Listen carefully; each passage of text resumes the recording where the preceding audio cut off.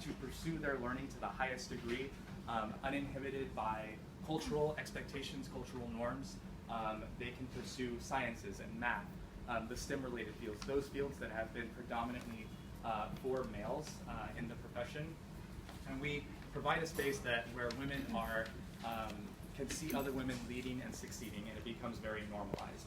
All positions of leadership at the college are held by women, so everyone from the president to the deans to the student body president, etc., all women. All the resources that we have on our campus that many of us share within the United States, so residential life, student housing, student dining services, all of these institutions were created at Barnard with the needs and wants of women from all around the world in mind. Okay, so you have your own space, really, to shape your own future, and that is something that we try very hard to promote. But keep in mind that you won't be isolated from the opposite gender, because Columbia is right across the street. And when you graduate from Barnard, your Barnard degree is conferred by Columbia University. So it's a tradition every year that on graduation day, Barnard women march across the street to Columbia's campus, where they sit with the entire university community.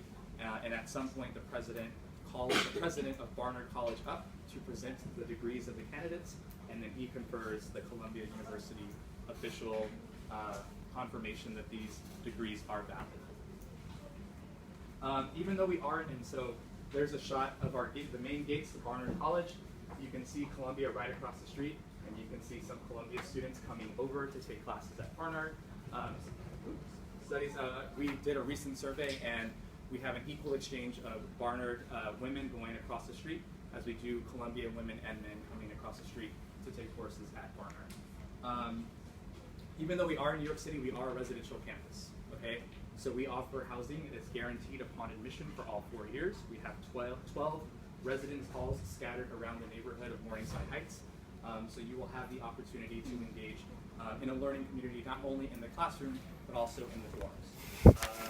Between Columbia and Barnard, we have over 500 different clubs and organizations that you can participate in. And then, of course, being in New York City, you have access to research opportunities, internship opportunities, and really the classroom city does become an extension of the classroom. Outside of the four walls of the classroom, you are learning about art history that is actually in New York City. You are studying writers who grew up and who really honed their craft in New York City. So it is definitely a very dynamic place to live and learn. It's a place where you as a student are constantly pushed by the city, but you learn to push back. And coming from Hanoi, that's probably not very foreign to you. You live in a major metropolis as well, so it should feel like home. But we do have winter. You see here that students are wearing some coats and hats. This is probably before the first snowfall. You can see the pine on the light post there, meaning it's December. So I will have more time to answer specific questions about Barnard and about the admission process for Barnard, but we do have other institutions here that are represented, and I know that we are, your time is precious, so I will pass the floor over to Kaylani representing Davidson. Thank you all so much. Hi, good afternoon. My name is Kaylani Lofna from Davidson College in North Carolina. Our colleague Joe did a great job of setting the foundation for liberal arts, for a women's liberal arts college and a women's education. The next 3 schools you'll hear from are co-ed schools, which mean you have a good percentage of men and women, but small in size, like Barnard, right? So that's one of the hallmarks of a liberal arts education. Each one of us, as we're speaking, we're also going to share with you attributes about our colleges and how the reading process, when we're reading your applications, it also relates to attributes, right? So as we're reading applications, we look for things that resonate with the mission of our schools. We look for how you might be a good fit for our schools, and that's through your writing, and that's through how you present yourself, through your academic level, and how you might be successful on our campuses and a good community member. Community is a really big deal at liberal arts colleges. Being a community member that can be counted on, you're going to show up for class, you're going to be prepared for discussion, you are going to show up for a club that you decide to join. You decide you're going to go on one of the outings with the Outdoors Club, you're going to show up and you go because you sign up. So you're an accountable member of our community. I want to gauge who's in the room. So who is working on their application now because they're graduating high school the next year? A little higher, a little higher. This is your final year of high school. 2 of you. How about you're in your junior year, so you have 2 years left of high school? Sophomore year? Who's younger than that? Who's a parent? Who's a parent or a family member? Okay? All right, I didn't see all hands go up. I'm missing. Are there students who already graduated from high school a few years ago and you're looking for, who's already in university? Is anyone already in university? Okay. Are you looking for transfer options or are you looking for graduate school? So transfer, raise your hands. Graduate school. Okay, so this is a really good point. We're all liberal arts and science colleges, which means we educate students for undergraduate only, for the bachelor's degree. So none of us here has a graduate school. Technically, most liberal arts and science colleges don't offer graduate programs because we educate students usually between the ages of 18 and 22, 18 and 23, depending on when one starts university.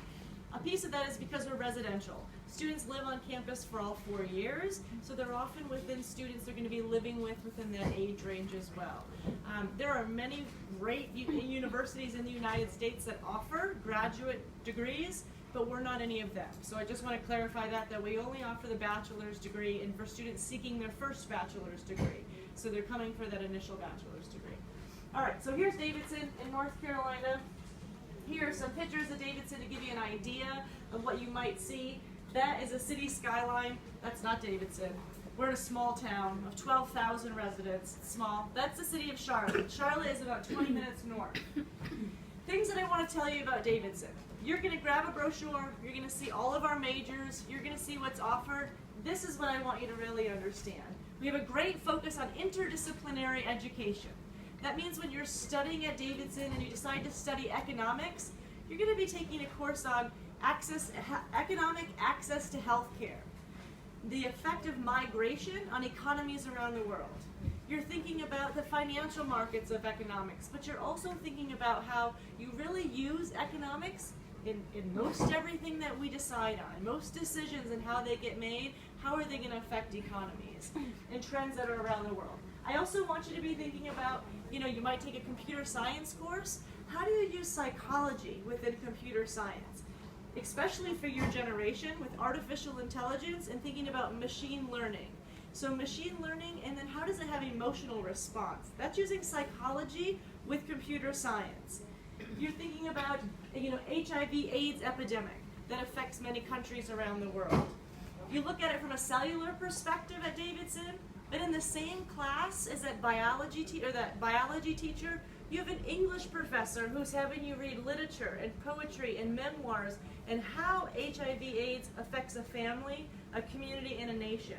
So you have the social science approach, and then you also have the very scientific approach. That's interdisciplinary education, because when you leave a place like Davidson, we want to make sure that you're not in a silo of how you respond to questions. You're not thinking about global climate change from only the perspective of your environmental studies class. You're thinking about the decisions our politicians make. How does that affect global climate change? Ethically, the way we interact with the world, how does that affect global climate change? We want you to be able to take a very broad approach to pressing issues around the world. That's why we focus on a very interdisciplinary education. Our honor code is at the core of everything we do. We have this philosophy at Davidson of doing the right thing when no one else is looking.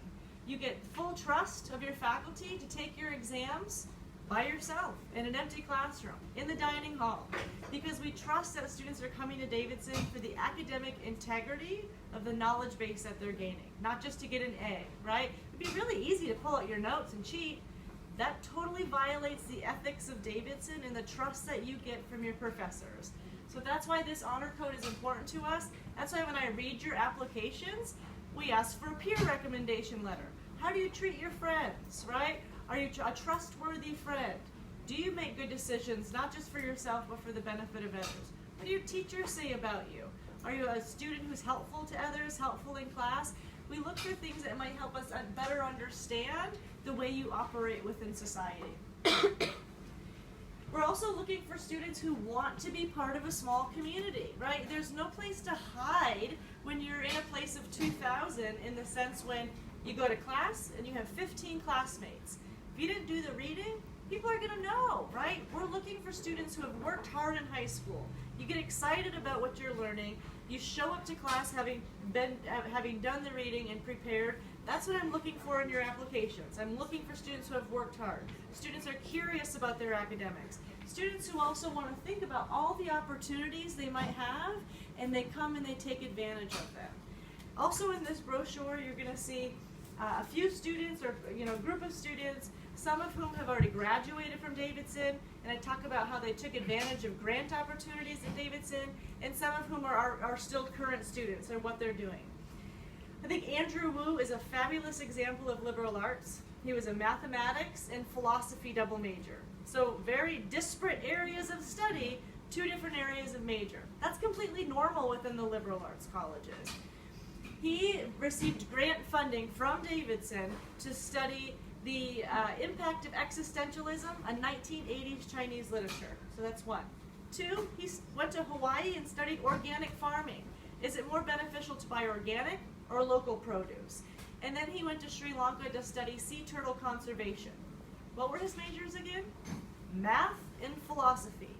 This is what we hope for in every single student. Students who are curious and they take advantage of the opportunities, and they take their summers and they go and do things that might not necessarily be related to their major. You might get a fabulous internship.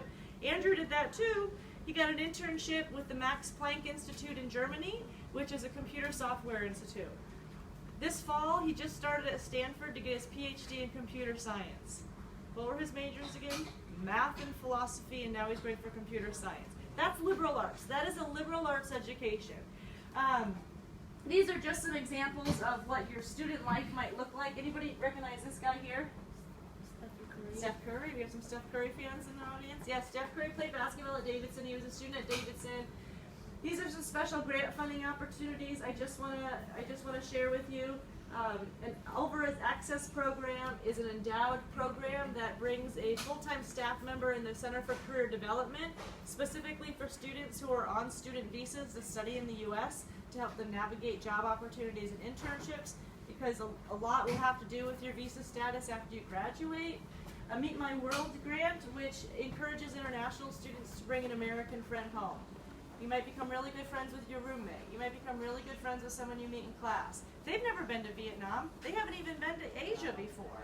So they might be able to come to your home. The college pays for it, so they get to know, where you grew up, right? They want to get to know your family, getting to know your culture. So this is something we encourage at Davidson.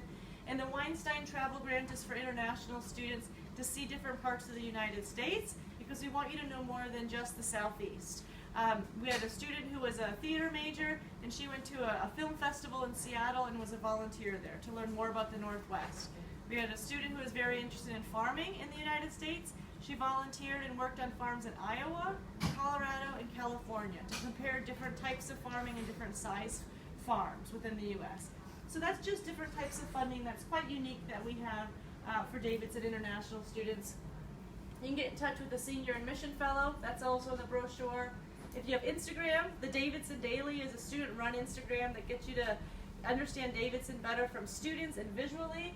And we have puppies at Davidson a couple times a year. During exam week, we have a lot of faculty members and staff and community members bring their dogs and puppies to campus, because there's data out there that says it helps with stress relief, right? You pet a puppy, you look a dog in the eyes, they want to cuddle with you, so we do that to help. So these are just things that I think are pretty unique to liberal arts colleges and places in the U.S., that we do things that are going to make your 4 years the most successful possible. My colleague at Denison will now share a bit about Denison, and then we'll be with you a little later. Thank you.